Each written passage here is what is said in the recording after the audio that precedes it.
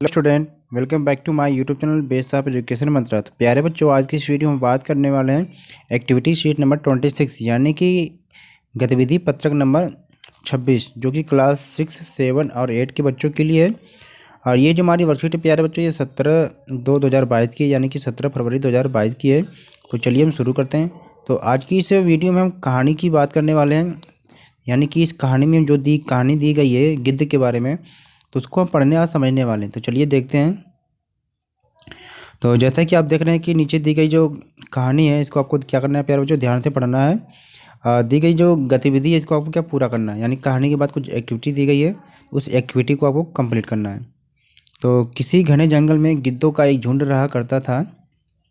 क्षेत्र में देख रहे हैं कि एक जंगल में क्या ऐसे गिद्ध है, उसका झुंड रहा था, मतलब रह रहा है, झुंड या समूह सा कह लीजिए। उनका पूरा झुंड एक साथ उड़ान भरता और साथ में ही शिकार करता था। जैसे आपने देखा कि बहुत सारे लोग होते हैं जानवर जो एक साथ ही शिकार करते हैं, तो ठीक इसी प्रकार गिद्ध का भी यही स्थिति थी। एक बार क्या किया कि वो सभी उड़ते उड़ते किसी टापू पर पहुंच गए। अब टापू क्या होता है प्यारे बच्चों, जैसे आपने देखा कि बीच में एक ज़मीन है, इसके चारों तरफ क्या होता है, जल होता है। आप इसको कभी टापू का नाम कर लेते हैं, तो इसको टापू कह लीजिए, चाहे इसको द्वीप भी कहते हैं, जिसके वह ज़मीन का वह भाग जिसके चारों तरफ जल हो। ठीक है प्यारे बच्चों। तो वहाँ बहुत सी मछलियाँ और मेढक रहते थे। उन्हें वह टापू बहुत अच्छा लगा। उनके खाने पीने और रहने की सारी सुविधाएं उस टापू पर मौजूद थीं। सभी गिद्ध उसी टापू पर अब रहने लगे। अब उन्हें शिकार के लिए कहीं जाना भी नहीं पड़ता था। सभी बिना किसी मेहनत के भरपेट भोजन करते और उस टापू पर आलस में जीवन जीने लगे। यानी किसी को अगर भोजन मिल जाए बिना मेहनत के, तो प्यारे बच्चों कोई भी मेहनत करना नहीं चाहता, सबको आलस बना जाएगा। ठीक उसी प्रकार गिद्ध के साथ भी हुआ। उसी झुंड में एक बूढ़ा गिद्ध भी रहता था। अपने साथियों की हालत भरी दशा देखकर उसे चिंता होने लगी। वह गिद्धों को कई बार चेतावनी भी देता कि मित्रों, हमें फिर से शिकार के लिए उड़ान भरनी चाहिए, ताकि न हम अपनी शिकार करने की कला को भी मजबूत बनाए रखें। अगर ऐसे ही हालत करेंगे तो एक दिन हम शिकार करना तक भूल जाएंगे। इसलिए हमें जल्द ही अपने पुराने जंगल में वापस जाना चाहिए।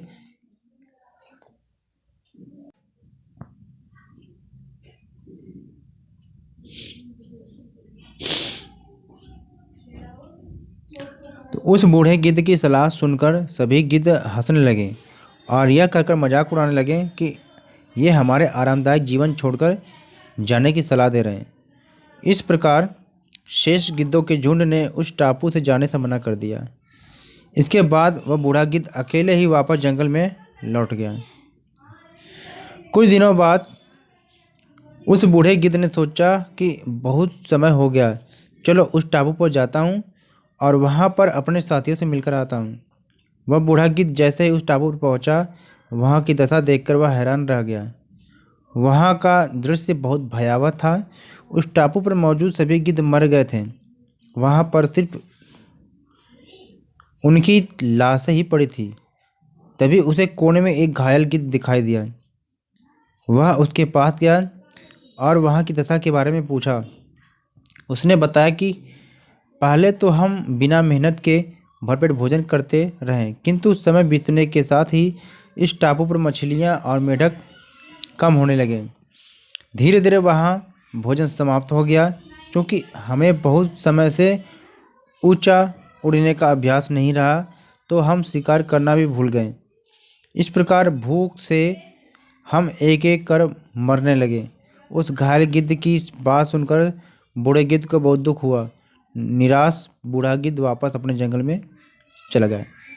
प्यारे बच्चों, यानी कि जिसकी अगर ये आदत रहती है, यानी जिसकी जो कला है, अगर वो अपने कला को निरंतर अभ्यास ना करे तो वो भूल जाता है। जैसे गिद्ध के साथ हुआ कि गिद्ध शिकार करना, ऊंचाई पर उड़ना, इनकी एक कला थी। तो अब इनको भोजन मिलने के बाद वे इस कला को छोड़ चुके थे, जिसके कारण क्या है, उन्हें समस्या का सामना करना पड़ा या उनको जान भी गंवानी पड़ी। आपको करना क्या है, दी गई कहानी में जिन शब्दों को पढ़ने और अर्थ समझने में आपको कठिनाई महसूस हो रही है, उनकी एक सूची बनाकर अपने घर के सदस्यों तथा या अपने शिक्षक शिक्षिका से उन शब्दों के अर्थ और उच्चारण सीखिए तथा अभ्यास कीजिए। तो चलिए देखते हैं।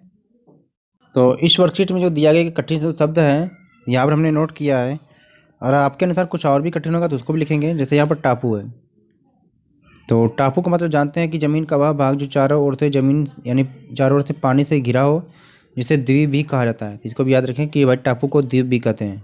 ठीक है। अगला सुविधाएं।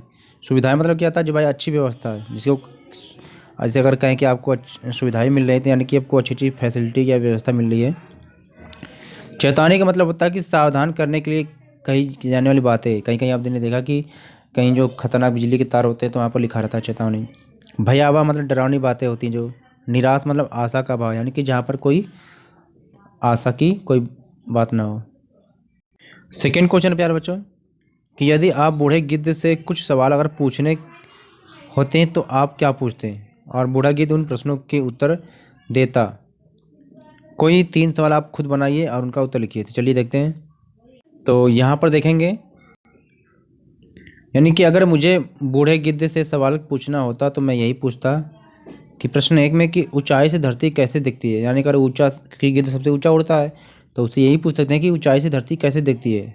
इसका जवाब हो सकता है कि ऊंचाई से धरती अत्यधिक सुंदर दिखाई देती है, क्योंकि सब ऊंचा से देखेंगे तो पूरी धरती सही सही साफ साफ सुंदर दिखाई देगी, छोटी छोटी दिखाई देगी।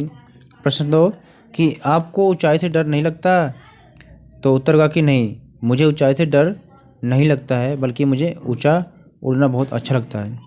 थर्ड है, क्या आप मेरे मित्र बनोगे। उत्तर हाँ, मैं आपका मित्र बन सकता हूँ। अगला क्वेश्चन प्यारे बच्चों, कि बूढ़े गिद्ध की किन्हीं 3 विशेषताओं के बारे में लिखिए। यानी कि जो बूढ़ा गिद्ध है उसकी विशेषता क्या है, 3 बताइए। तो यहाँ पर बूढ़े गिद्ध की 3 विशेषता दिया गया है, उसको नोट करेंगे। पहला है कि वह अत्यधिक मेहनती था, यानी कि जो गिद्ध था वो बहुत मेहनती था। अगला, वह बहुत अनुभवी था। कौन सी, जो बूढ़ा गिद्ध था, यानी कि बूढ़ा गिद्ध बहुत अनुभवी था। और तीसरा है कि वह सही सलाहकार था, यानी कि सबको सलाह जो दे रहा था गिद्धों को बाकी, तो सही सलाह दे रहा था। तो इस तरह सब उनकी 3 विशेषता नोट करेंगे। अगले क्वेश्चन चलते हैं। तो प्यारे बच्चों, फोर्थ क्वेश्चन में, चौथे में, कि इस कहानी से आपने क्या सीखा। तो अपने शब्दों में आपको क्या है इस कहानी का आंसर देना है। तो क्वेश्चन 4 का आंसर है कि इस कहानी से हमने निम्न बातों को सीखा है।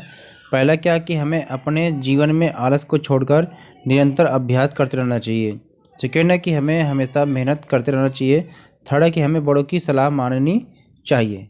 तो इस तरह से हमने देखा कि इस कहानी में कुछ निम्न बातें को हमें सीखना चाहिए। तो प्लीज़ वीडियो को लाइक शेयर करें और चैनल को सब्सक्राइब करें।